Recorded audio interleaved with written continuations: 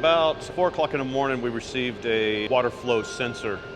It took me about 15 minutes to get on site. There was water coming out of the front doors. I entered in through our admin entrance where there was already water downstairs. Made my way up here.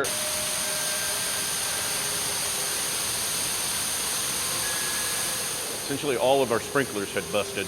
One would burst, hit another one, it would burst. And all of the water was rushing downstairs, out of the doors, and any egress that it could find. This building was built as a symbol of Texas, and Texas is hurting today, and so is this building.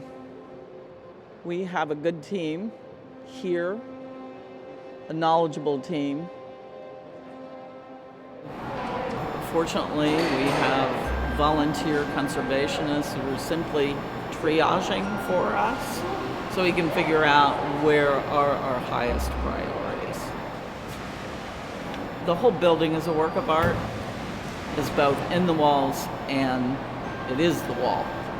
Much of this building contains symbols related to the history of Texas. You will see carvings, you will see photographs, you will see murals, all that relate to the history of Texas, and those all will need to be assessed. You know, in what is considered a worst case scenario with what happened, this is probably the best outcome we could have had. We were on it within 4 hours. We had 40 people here.